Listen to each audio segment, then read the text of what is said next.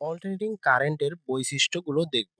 অর্থাৎ alternating current হতে হলে তার কি, কি বৈশিষ্ট্য বা গুণাবলী থাকা প্রয়োজন। প্রথমেই বলতেছে যে এর কোনো পজিটিভ ও নেগেটিভ টার্মিনাল নাই। অর্থাৎ এসিতে বিদ্যুৎ প্রবাহিত হওয়ার সময় নির্দিষ্ট সময় পর, পর কি দিক পরিবর্তন করে। সে কারণে কি এসি এর কোনো নির্দিষ্ট পজিটিভ বা নেগেটিভ টার্মিনাল থাকে না। আমরা যখন এসি এর ওয়েভফর্ম দেখতেছিলাম তখন কিন্তু এটা পরিষ্কার হয়ে গেছিল যে এটি কি নির্দিষ্ট সময় পর পর তার দিক এবং মান পরিবর্তন করতেছে। আমরা যদি ওয়েভ ফর্মটি আরেকবার দেখি তাহলে আরো একটু ভালো করে বুঝতে পারবো। এই ওয়েভ ফর্মে পরিষ্কারভাবে বোঝা যাচ্ছে যে এই কারেন্ট ওয়েভটি কি নির্দিষ্ট সময় পর পর কি তার দিক এবং মান পরিবর্তন করতেছে। সেহেতু জিরো এর উপরের দিক হচ্ছে কি পজিটিভ টার্মিনাল এবং জিরো এর নিচের দিকে হচ্ছে কি নেগেটিভ টার্মিনাল বা নেগেটিভ ভ্যালু। তাহলে এই ওয়েভ ফর্মটি নির্দিষ্ট সময় পর পর কি কিছুক্ষণ পজিটিভ থাকতেছে, আবার কি কিছুক্ষণ নেগেটিভ থাকতেছে, কিছুক্ষণ পজিটিভ থাকতেছে, আবার কি কিছুক্ষণ নেগেটিভ থাকতেছে। এইভাবেই কি এই কারেন্ট ওয়েভটি চলমান অবস্থায় থাকে। তাহলে প্রথম বৈশিষ্ট্যটি খুবই পরিষ্কার যে এর কোনো পজিটিভ ও নেগেটিভ টার্মিনাল নেই বা পজিটিভ বা নেগেটিভ টার্মিনাল থাকে না। কারণ কি একটি নির্দিষ্ট সময় পর পর কি তার দিকের পরিবর্তন হয়। ২ নাম্বার বলতেছে এর সাইকেল বিদ্যমান।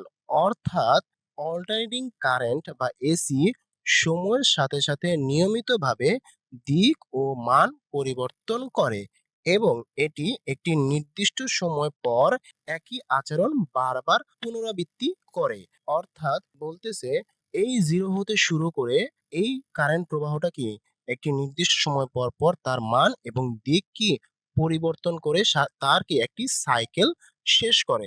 অর্থাৎ এই 0 থেকে শুরু হয়ে কি একবার পজিটিভ এবং নেগেটিভ হয়ে কি তার একটি সাইকেল শেষ হয়। এই নেগেটিভ প্রান্ত শেষ হওয়ার পরে সে কি আবার কি পজিটিভ প্রান্ত শুরু করে, আবার নেগেটিভ প্রান্ত হয়ে তার সাইকেলটি সম্পূর্ণ করে।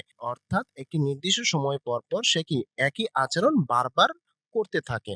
এটাই এখানে বলছে যে এর সাইকেল কি বিদ্যমান। অর্থাৎ তার পূর্ণ সাইকেলটি একটি নির্দিষ্ট সময় পর, পর বারবার একই সাইকেল তৈরি করতে থাকে বা একই আচরণ তৈরি করতে থাকে।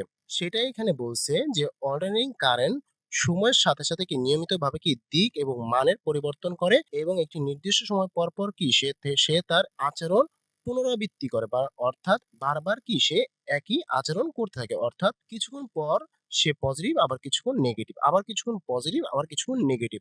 অর্থাৎ কিছুক্ষণ সময় পর, পর তার কি আচরণের পুনরাবৃত্তি ঘটে। ৩ এর ফেজ ডিফারেন্স থাকে। অর্থাৎ যদি দুটি এসি তরঙ্গ বা সাইকেল একসাথে শুরু না হয়ে বরং একটি আরেকটির চেয়ে কিছুটা আগে বা পরে উঠে নামে তাহলে তাদের মধ্যে কি ফেজ ডিফারেন্স আছে বলা হয়। তাহলে যদি আমরা আরেকটি তরঙ্গ বা ওয়েভ আঁকি তাহলে এই জিনিসটি আরো ভালোভাবে বোঝা যাবে। আমরা আরেকটি তরঙ্গ বা ওয়েভ দিয়ে দিলাম। তাহলে বলতেছে যদি দুটি এসি তরঙ্গ একসাথে শুরু না করে, অর্থাৎ আগেরটার সাথে যদি এটা শুরু করতাম তাহলে কি এই জিনিসটা যে ফেজ ডিফারেন্স আছে সেটাকে বোঝা যেত না। তাই কি একসাথে শুরু করলাম না আমরা। প্রথমটা কি জিরোতে ছিল আর দ্বিতীয়টা কি আমরা জিরোর আরেকটু আগে থেকেই শুরু করলাম। শুরু না করে বরং কি একটি আরেকটির চেয়ে কিছুটা আগে বা পরে আমরা কি আগেই শুরু করলাম। পরেও দিতে পারতাম, কোনো সমস্যা ছিল না। আগে বা পরে উঠানামা করে তাহলে তাদের মধ্যে কি ফেজ ডিফারেন্স আছে বলা হয়। অর্থাৎ এইটা 0 থেকে শুরু হইছে, এটা কি 0 র একটু আগে থেকে শুরু হইছে। তার মানে কি এই রেখাটা কি আগে যাবে, তারপরে কি এই রেখাটা শুরু হবে। তাহলে এদের মধ্যে কি একটা ফেজ ডিফারেন্স অর্থাৎ দূরত্ব, অর্থাৎ দুটি ফেজ বা ওয়েভের মাঝখানে কি একটা দূরত্ব আছে বলে দেখা যাবে। ঠিক এই কথাটাই এখানে বলছে। অর্থাৎ এইখান থেকে আগেরটা থেকে প্রথমটার যে দূরত্ব সেটাই কি ফেজ ডিফারেন্স। এটা এখানেও কিন্তু সেম। এই মাথা থেকে এই মাথা বা এই মাথা থেকে এই মাথা। তাহলে ফেজ ডিফারেন্স বলতে বোঝাচ্ছে যে দুটি তরঙ্গ বা ফেজের মধ্যবর্তী যে দূরত্ব সেটাই কি ফেজ ডিফারেন্স। যদি দুটি ফেজ বা তরঙ্গ একই সাথে শুরু না করে আমরা এটাকে যদি একটু আগে বা পরে শুরু করি তাহলে কি এই ওয়েভ দুটি একটা অন্যটার থেকে কিছুটা আগে বা পরে উঠানামা করবে। এই আগে বা পরে উঠানামা করাই হচ্ছে একটা আরেকটার মধ্যে কি একটা ফেজ ডিফারেন্স বা দূরত্ব। এটাই এখানে বোঝানো হয়েছে যে এর ফেজ ডিফারেন্স থাকে। ৪. অল্টারনেটিং কারেন্ট সাইন তরঙ্গ উৎপন্ন করে। এটা কিন্তু আমরা এর আগেই দেখেছিলাম যে অল্টারনেটিং কারেন্টের যে ওয়েভ সেটা কি সাইন ওয়েভের মতো। অর্থাৎ অল্টারনেটিং কারেন্ট বা এসি হলো এমন এক ধরনের বৈদ্যুতিক প্রবাহ যা সময়ের সাথে সাথে বারবার দিক ও মান পরিবর্তন করে। এই পরিবর্তনের ধরনটি সাধারণত কি সাইন তরঙ্গ বা সাইন ওয়েভ আকারেই ঘটে। সাইন ওয়েভটা হচ্ছে ক্রমাগতভাবে কি প্রবাহিত, অর্থাৎ নির্দিষ্ট থাকে না, সে কি ক্রমান্বয়ে তার মান এবং দিক কি পরিবর্তন করেই চলতে থাকে।